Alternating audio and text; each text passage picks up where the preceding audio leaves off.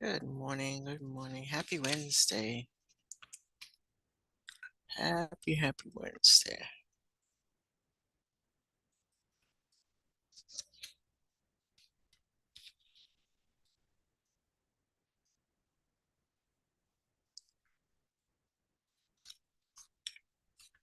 Everybody ready for the long break? The long weekend? It says yes. All right. I asked this question from my last class and got some interesting answers.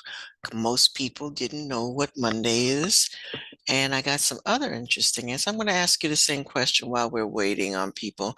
Monday has been changed from Columbus Day as a holiday to Indigenous People Day. And a lot of folks in the last class didn't even know what Indigenous people means. So type in the chat if you know why we're having it's been called Indigenous People Day instead of Columbus Day.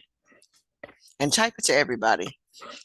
Most people the last time were just sharing it with me. Indigenous people. Monday is no longer, I grew up knowing that it was Columbus Day. Now it's not Columbus Day anymore. It's called Indigenous People Day. So if you know what that means, oh, look it up while we're waiting for everybody to come in. You have a holiday. Why do you have a holiday? Aside from being fall break, you have a holiday. What is that holiday about? Indigenous People Day. And why do we call it that instead of Columbus Day? Thought question for the morning.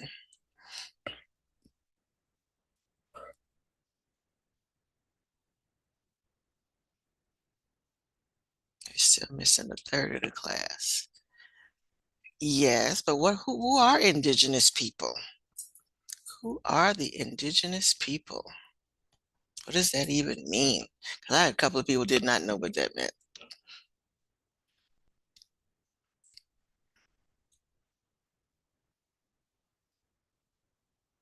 And again, why would they do that um, instead of it being Columbus Day? Why would it be Indigenous People Day?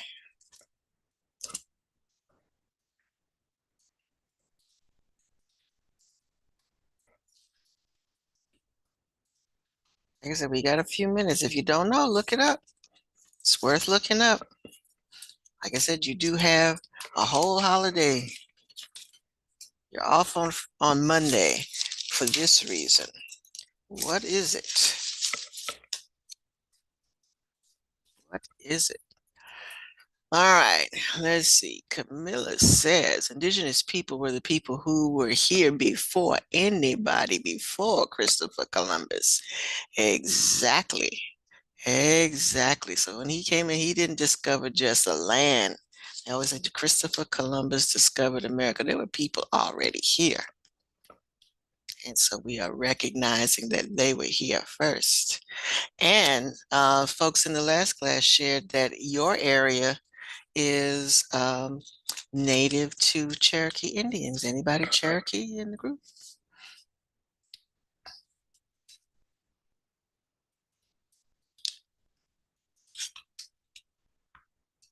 Okay, thank you.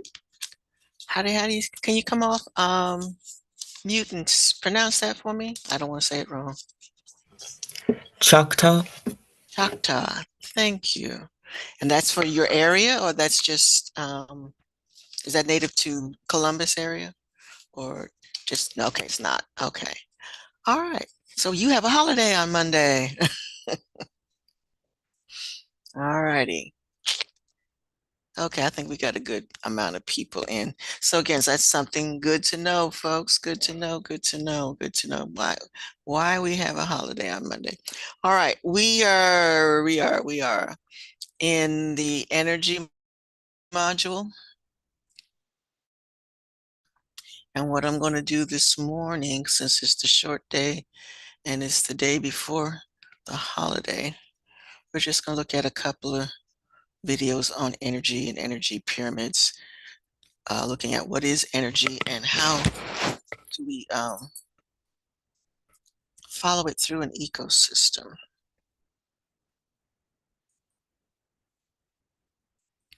Okay, one of my favorite guys is Professor Dave.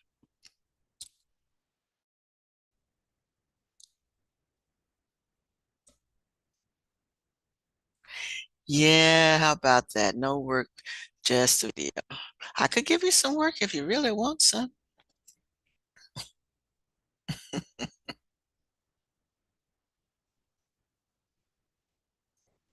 But we're going to now. It's not just, relaxing videos. You do have to know the information in these videos. So I'm not showing these just for entertainment purposes. We are in the energy module. We're going to come back and I'm going to expect you to know everything Professor Dave is going to tell you today.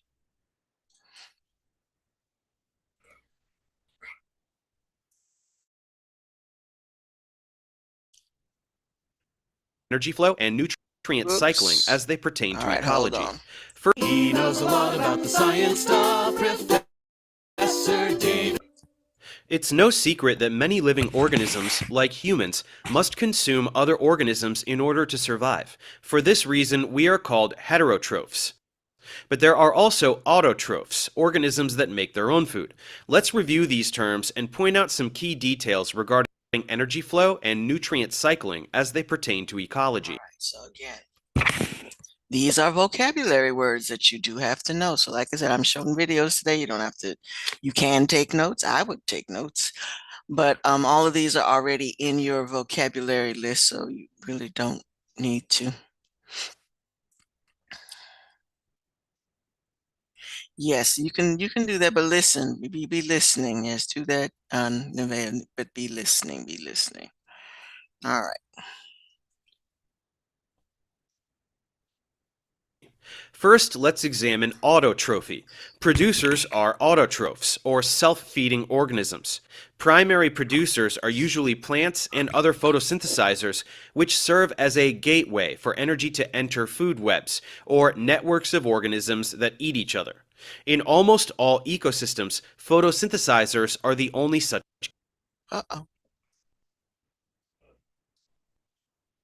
gateway. If photosynthesizers were removed, the flow of energy would be cut off, and the other organisms would run out of food. In this way, photosynthesizers lay the foundation for every light-receiving ecosystem. Plants, algae. For schoolwork, ChatGPT is good for quick answers, but Grammarly is my secret weapon from first draft to final polish. As a college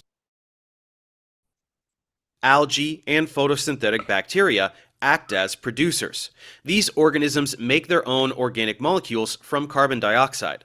Photoautotrophs, like plants, use light energy to build sugars out of carbon dioxide. The energy is stored by virtue of the chemical bonds of the molecules, which are used as fuel and building material by the plant. The energy that can be released through the metabolism of organic molecules is passed to other organisms in the ecosystem when those organisms eat plants, or eat other organisms that have previously eaten plants. In this way, all the consumers, or heterotrophs of an ecosystem, including herbivores, carnivores, and decomposers, rely on the ecosystem's producers for energy. If the producers were removed, the community would collapse. That's because energy isn't recycled. Instead, it's dissipated as heat as it moves through the ecosystem and must be constantly replenished. In ecology, productivity is the rate at which energy is added to the bodies of organisms in the form of biomass. Biomass is simply the amount of matter that's stored in the bodies of a group of organisms. Productivity can be defined for any trophic level or other group, and it may take units of either energy or mass. There are two basic types of productivity: gross and net. To illustrate the difference, let's consider primary productivity, which is the productivity of the primary producers of an ecosystem. Gross primary productivity, or GPP, is the rate at which solar energy is captured in sugar molecules during photosynthesis. GPP represents the amount of energy captured per unit area per unit time. Producers, such as plants, use some of this energy for metabolism and cellular respiration, and some for growth or building tissues.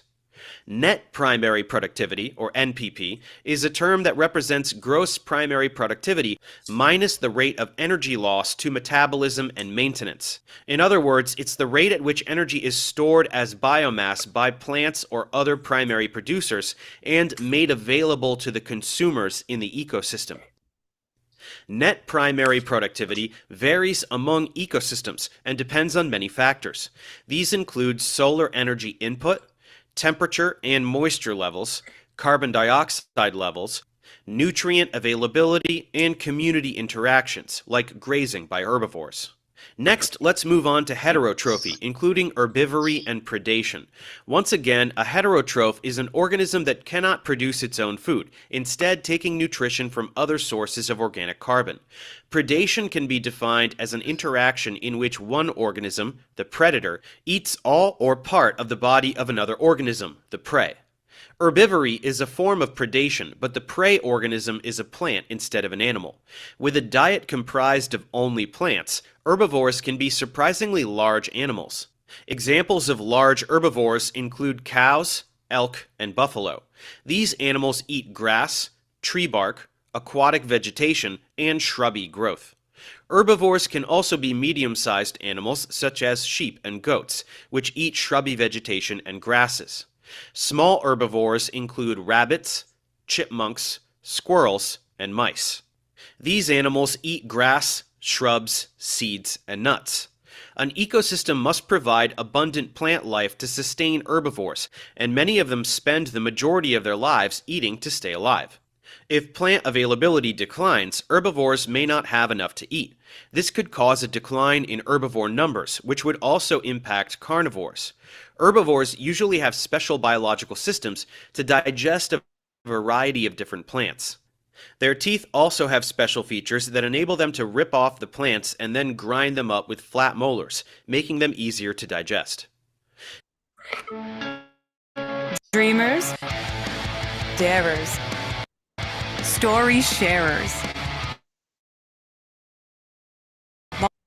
Now a bit more on nutrient flow. Decomposition is the first stage in the recycling of nutrients that have been used by an organism, whether plant or animal, to build its body. It is the process whereby the dead tissues break down and are converted into simpler organic compounds.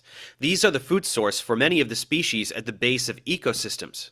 The species that carry out the process of decomposition are known as detritivores. Detritivore literally means feeders of dead or decaying organic matter. Many of these decomposer species function in tandem or parallel with one another. Each is responsible for a specific part of the decomposition process. Collectively, they are known as the detritivore community. A wide range of organisms takes part in the decomposition process. Most of them are inconspicuous and unglamorous. From a conventional human perspective, they are even undesirable. The detritivore community includes insects such as beetles and their larvae, as well as flies and maggots, which are fly larvae. It also includes woodlice, fungi, slime molds, bacteria, slugs and snails, millipedes, springtails, and earthworms. Most of them work out of sight, and their handiwork isn't immediately obvious, but they are the forest's unsung heroes of recycling. Almost all of them are tiny, and their activity happens gradually in most cases, over months or years. But together they convert dead plants and animals into forms that are usable either by themselves or other organisms to sustain the ecosystem. The primary decomposers of most dead plant material are fungi. Dead leaves fall from trees, and herbaceous plants collapse to the ground after they have produced seeds. These form a layer of litter on the soil surface, which can be quite substantial in volume. The litter fall in a Scots pine is around 1 to 1.5 tons per hectare per year, while that in temperate deciduous forests is over 3 tons per hectare per year. The litter is quickly invaded by the hyphae of fungi. Hyphae are the white thread-like filaments that are the main body of a fungus, while the mushrooms that appear on the forest floor are merely the fruiting bodies of the fungus, as we have learned in the mycology series. The hyphae draw nourishment from the litter. This enables the fungi to grow and spread, while breaking down the structure of the dead plant material. Bacteria also play a part in this process, as do various invertebrates, including slugs, snails, and springtails. As the decay becomes more advanced, earthworms begin their work. Fungi play a key role in breaking down plants, but this isn't the case when it comes to dead animal matter. The vast majority of the decomposers in this case are other animals and bacteria. Animal decomposers include scavengers and carrion feeders. These consume parts of an animal carcass, using it as an energy source. They also convert it into the tissues of their own bodies and the dung they excrete. These animals range from foxes and badgers to birds, such as the hooded crow. They also include invertebrates, such as carrion flies, blowflies, and various beetles. Their dung is, in turn, eaten by other organisms, particularly dung beetles and burying beetles. Some fungi, including the dung roundhead, grow out of dung, helping to break it down. Other fungi even help break down animal matter. One example of this is the scarlet caterpillar club fungus. This species grows out of the living pupa or larva of a moth or butterfly. It converts the body of its host into a fruiting body, which is club-shaped and orange, with a pimply surface. My work is easy because I use ClickUp. Here's how I keep track of all my tasks. I start by brain dumping everything I need to get done in a Not all animal carcasses are immediately consumed by large scavengers. In these cases, there are 5 main stages in the decomposition process. The first of these is when the corpse is still fresh. At this stage, carrion flies and blowflies arrive and lay their eggs around the openings, such as the nose, mouth, and ears. In the second stage, the action of bacteria inside the corpse causes putrefaction. These bacteria produce gases which cause the carcass to swell. This is anaerobic decomposition, or decay in the absence of air.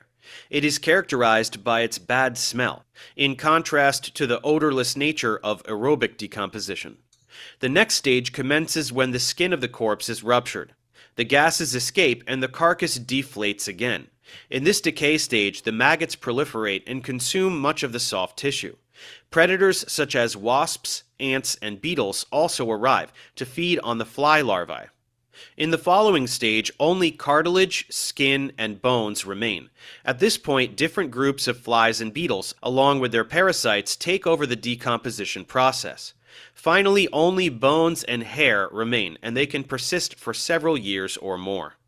Eventually, even these are consumed. For example, mice and voles will gnaw on old bones to obtain the calcium they contain. Clothes moths help break down hair or feathers. The progression through these stages depends to some extent on the time of year when death occurs, but typically it takes several months from beginning to end. With some key aspects of energy flow and nutrient cycling understood, let's now widen our scope and examine entire food webs. Thanks for watching. Subscribe to my channel for more tutorials. Support me on Patreon. Alrighty.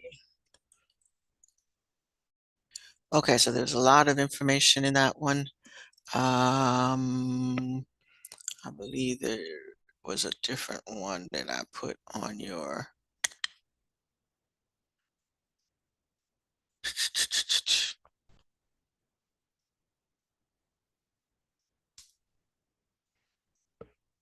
okay, I'm gonna go back to your page and go from there.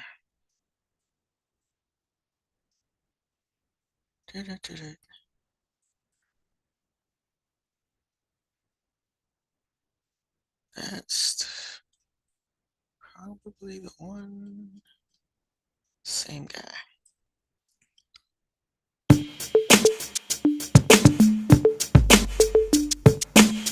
Hi, it's Mr. Anderson, and this is Environmental Science Video 8. It's on energy flow in ecosystems. In the last video, we talked about the importance of producers producing food that's consumed by consumers, but we didn't talk about where that energy comes from. Pause mine because I'm watching it and it seems to be delayed on your side. So I'm gonna give it a chance to breathe and catch up. the major energy source on our planet? It's going to be the sun. And this model also doesn't show that we're losing energy to heat at each step along the way. And so a better model is an ecological pyramid that looks like this. And so the producers on our planet produce food, make energy usable. Where did that energy originally come from? It came from You're still glitching.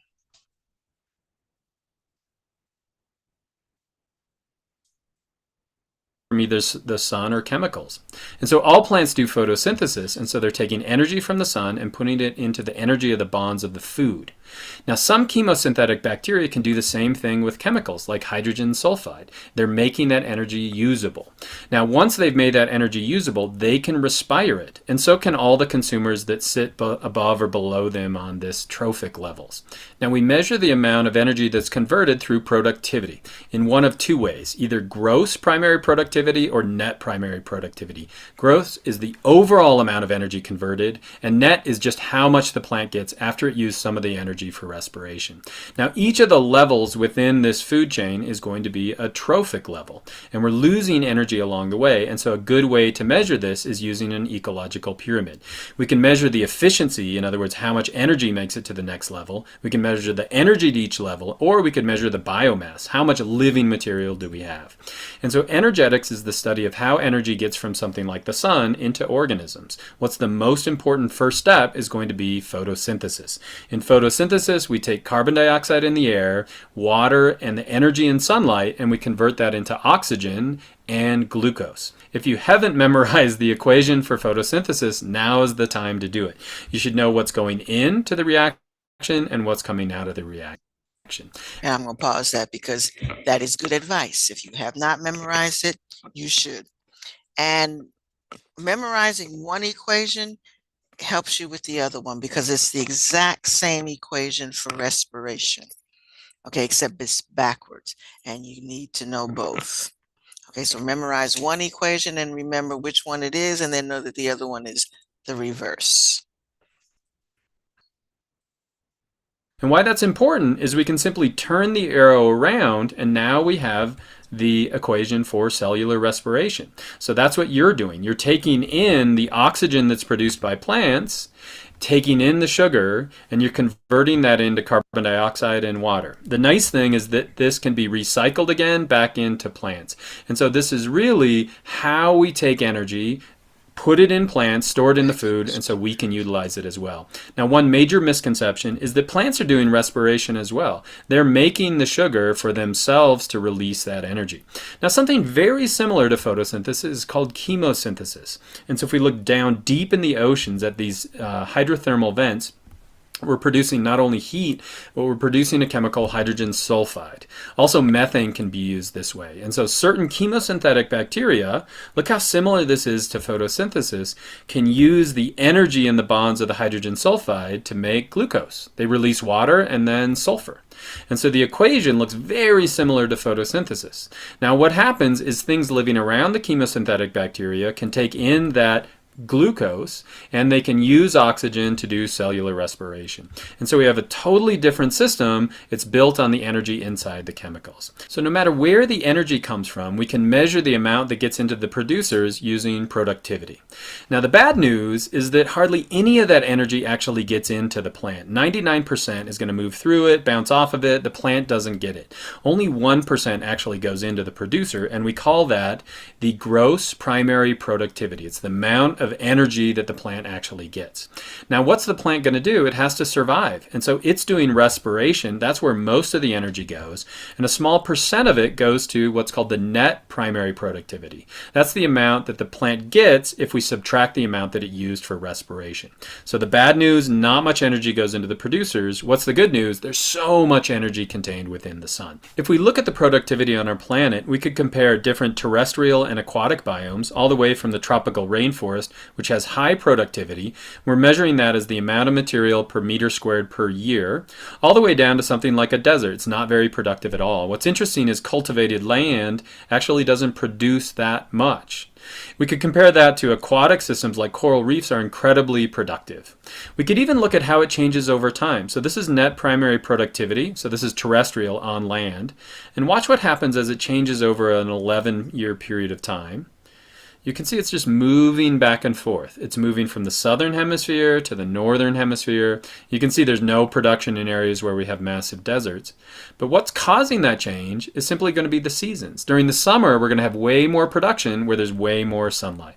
And so an accurate model of measuring how energy is used is an ecological pyramid like this. And so what we're really looking at here is the net primary productivity, the amount at this level. And so if we start here with the producers, let's say that that small percent is actually 100%. What percent goes to the next level? Well, we're losing energy at each level. And that's because the organism has to survive. It does respiration. And so we're losing heat at each level. And so in general, of that 100% that the producers get, only 10% goes to the next level. What percent of this goes to the next level? 10% of that. So now we're down to 1%. And what about the next level? 10% of that. And so we're losing a huge amount of energy at each step along the way. And that's going to be why we have way less tertiary consumers than we're going to have producers in an area. Good way to study this is using an energy pyramid. And let's look at an actual energy pyramid from Silver Springs, Florida. What we're looking at here is the amount of energy. They're measuring it in kilocalories per meter squared per year. And so it's 20,000 kilocalories. Now, where's the energy found? Just looking at this picture, it's going to be, for the most part, in these trees. What amount makes it to the next level to the consumers? Well, when they studied it, it was this amount. So what's the ecological efficiency? What amount made it to the next level? Well, you could just take this and divide it by that. And we could find that 16% moved to the next level. We could look at the secondary consumers. You can see it's around 10% there. And we could look at the tertiary consumers, and you can see that it's around 5%. And so ecological efficiency is going to be somewhere between 5 and 20%, depending on how efficient that ecosystem is. Now, what are we really missing on this energy diagram are the decomposers. They're going to make use of a lot of that energy as well. Another way to measure it is biomass, just how much material is made. What's different here is that we don't measure it over a given period of time. We measure what's called standing crop. It's the amount that's there at one point in time. But you can see the same thing occurs if we're looking at a Wisconsin lake or a field or a coral reef. The amount of biomass that we have at the producer level is going to be way more than we have at the levels above it. And so did you learn the following? Can you fill in all the blanks? Pause the video. If not, I would say that energy comes from chemicals through chemosynthesis to producers. We could measure productivity as gross or net primary productivity. How do we utilize that energy? This would be respiration all the way down to heat. We then have the trophic levels. Those are going to be the feeding levels. Ecological pyramids measure efficiency, and we can also measure the biomass, and I hope that was helpful. Alrighty. Okay. All right. So both of those are on your playlist. We do have just a few more minutes left to class. Use that time to catch up. Some of you need to catch up because some of y'all still owe me microscopes. So make sure you do that. But that is going to be late this week, and we're trying to stay on top of things this week. So we should be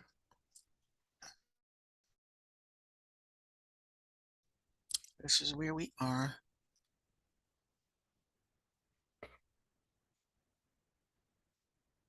All right, we are an energy flow in an ecosystem.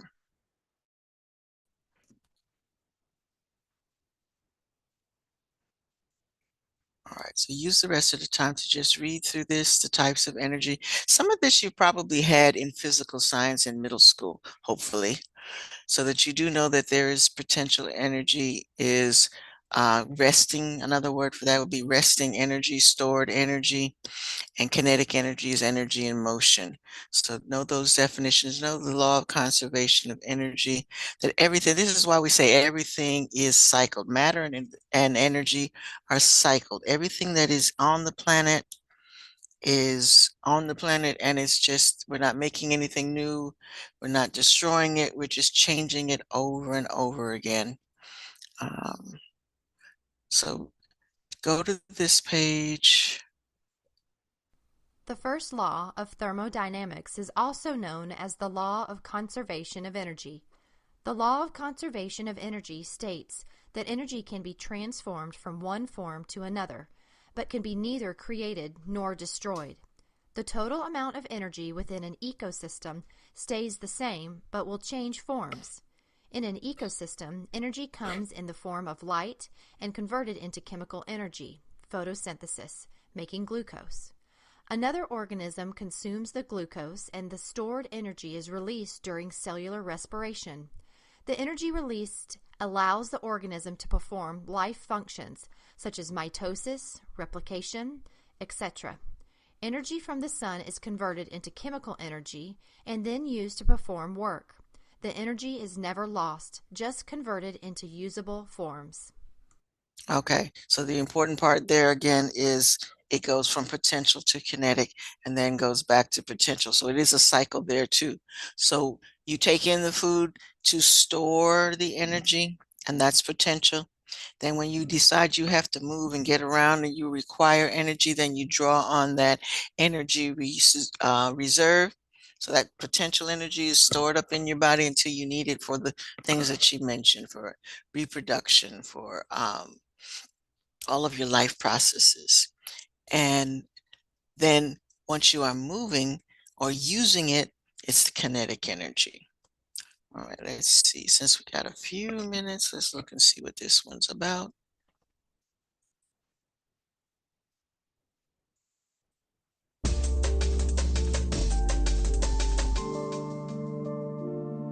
Energy.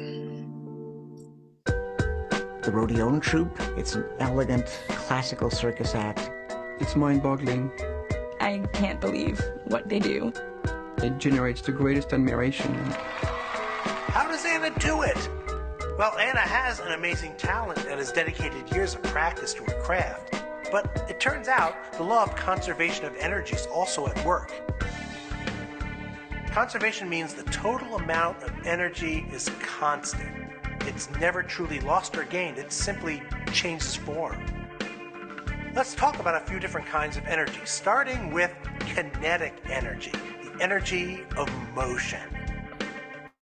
When Anna's sitting on the bar, she's at rest, so the kinetic energy is 0. When she jumps into the air, the elastic energy, the energy of bending the bar, becomes kinetic energy because she's moving very fast. As she gets higher, she's slowing down, and the kinetic energy turns into gravitational potential energy, the potential to fall. And at her peak in the air, where for a moment she's no longer moving, Anna's kinetic energy is 0, and she's all potential energy. As she descends, the potential energy becomes kinetic once again. When she rests for a moment on the bar, the energy has gone back into the bar as elastic energy, storing her energy until she's ready to spring back into the air. Anna's kinetic energy, the potential energy of gravity, and the elastic energy of the bar are changing throughout the act. But the key thing to note is the total amount of energy does not change. I love that act. She's a fantastic acrobat. When I watch Anna, it makes me thankful for the fact that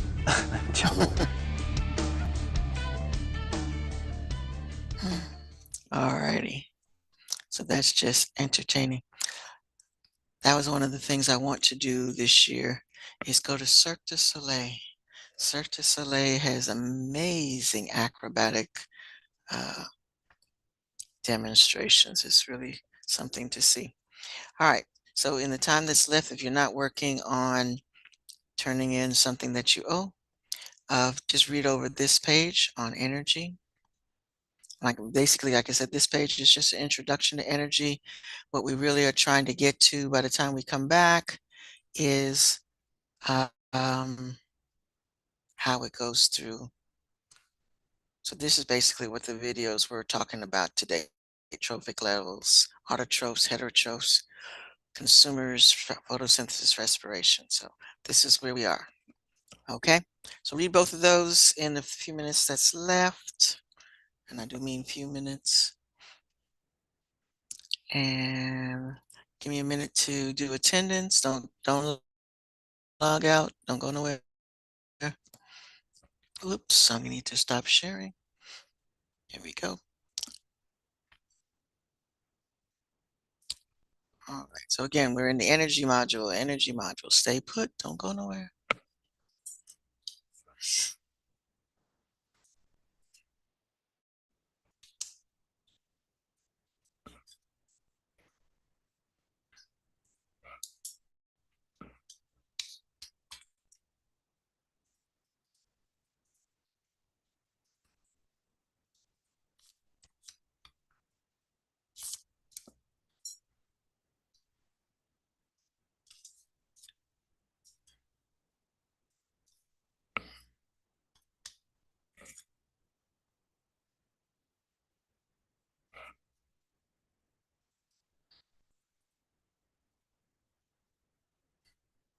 I'm looking at Google. I like how many of you are actually reading that page.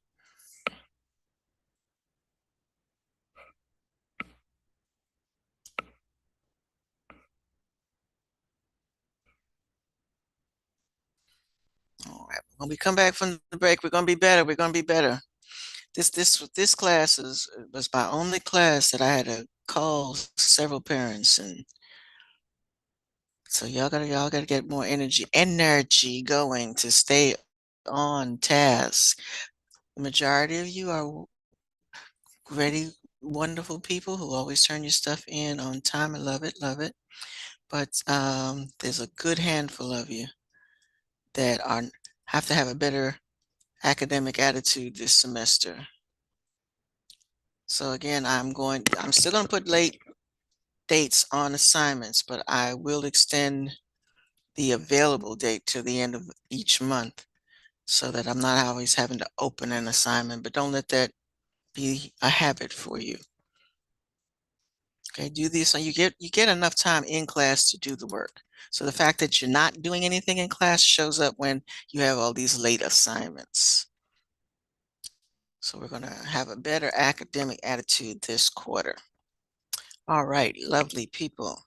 You all have a great weekend. Enjoy your holiday and see you next week.